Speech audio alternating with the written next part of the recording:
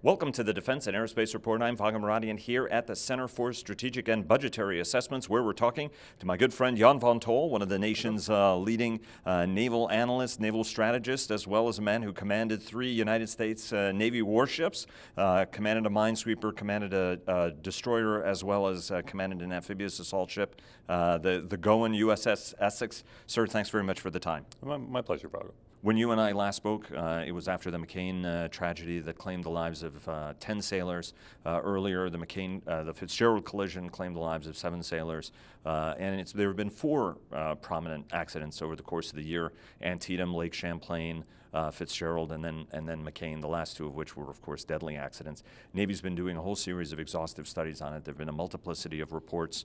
One of them was by Admiral Davidson. But some of the findings of this were poor seamanship, poor watchkeeping standards, folks that let readiness and maintenance slip in the drive that can do surface warrior spirit. Talk to us a little bit about what some of your takeaways are from all of the stuff that's being written and being said right now as somebody who commanded 3 warships successfully.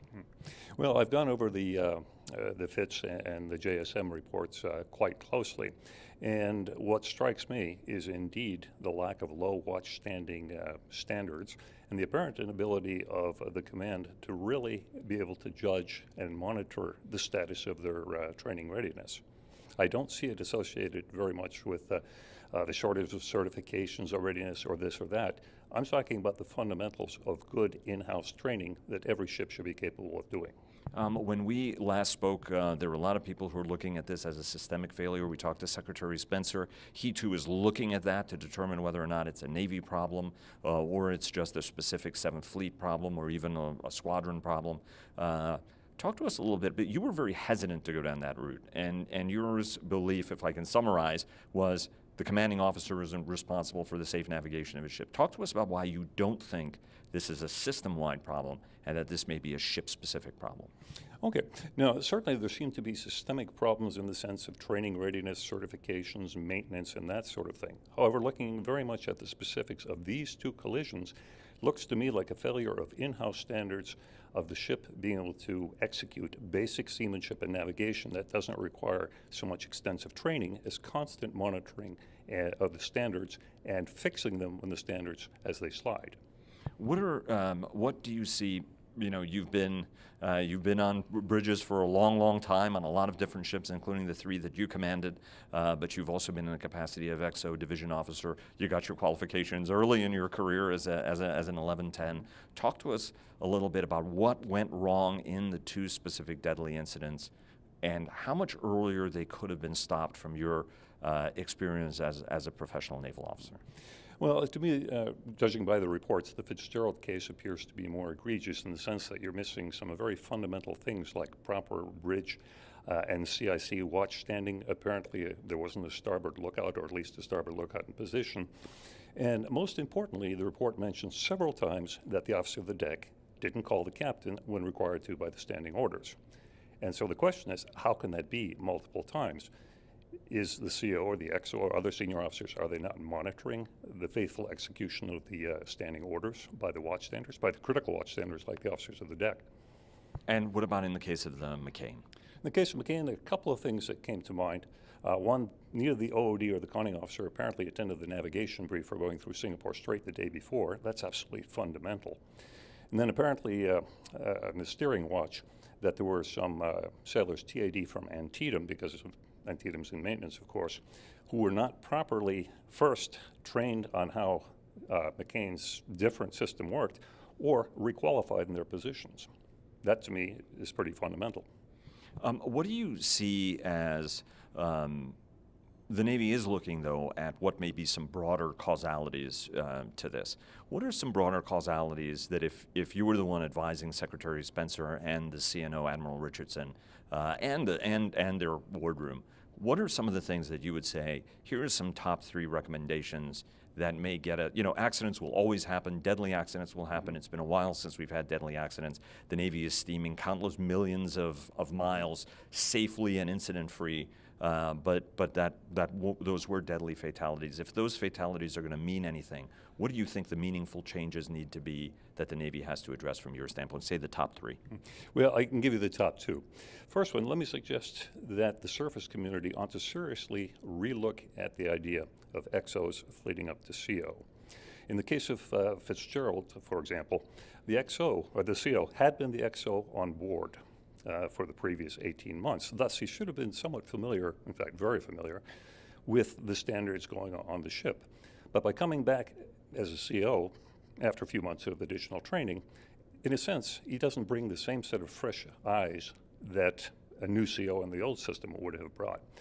One of the other consequences is that people are being selected for XO, then CO, at a relatively early point in their career. They don't have all that much sea time. You're also giving up the possibility of a third look if you keep the XO tour and the CO tour separated. And the other consequence is that there appears to be more time on shore duty in between ship assignments, and it's not good when you have big gaps between the last time you were department head and when you become an XO. And the second is, in both McCain and especially Fitzgerald, it looks like the CO, the XO, senior officers were not really able to efficiently, or effectively anyway, monitor the various watch standards that existed aboard their ship. And that raises the question of, are COs being selected based on their demonstrated ability to be able to monitor the performance and correct the performance of their subordinates? Are you concerned at all that there is going to be a jump to judgment in this sort of a thing, that to try to ascribe a system-wide failure to this, otherwise people won't simply accept that it was a couple of bad decisions that were made, even though the rest of the Navy is very professional and successful? No, I'm not so much worried about a jump to a conclusion. What I am worried about potentially, based on my own experiences over 30 years, is the tendency for an organization like Navy to overcorrect. That, in other words, there may be layer after layer of new things imposed with the best of intentions to make sure this never happens again. And the world is just more complex than that. Do you think that, from your experience, you still, even though you're at a think tank and you're a strategist, you're still one of the nation's leading war gamers, you still spend a lot of time going to the waterfront to perfect and keep your skills fresh so that when you're participating in these things, you're as big, bad, and dangerous as you possibly can be. You and I once had a conversation, how quickly does it take for you to know whether or not you're on a good ship or not? And you said it takes between 5 and 10 minutes for you to come to a pretty good assessment. A lot of professional naval officers have said that. From your standpoint, as you go out in the fleet and you visit the kids that are out there on the deck plates, what is it that you see? What are the observations that you're making by doing that? Well, I don't get out to the waterfront quite as much as I used to, but one of the things that I benefit from in the war games that we do is we have dozens and dozens of fairly junior folks from 04 to 06, especially the 04s and 05s, who bring their recent expertise to the games, and so I always try to learn from those games. Are there things that you notice, though, that are problematic when you go out there at all? Because folks, for example, talk about gun decking, and for folks who don't understand that naval term, it's basically forging records or claiming to have done something that you may not have done, which some people fear is a problem. That's come up in the FDNF case where ships may have, not been current on their qualifications. Do you see stuff like that concerns you? No, I don't see anything systemic like that. I mean, the quality of ships and their crews is going to vary the way it always has. Jan, thanks very much. We really appreciate it, and we'll be sure to talk to you after the Roughhead Bear report comes out as well, because they're looking at what may be some systemic issues. Jan, thanks very much. You're welcome, Vago. Pleasure.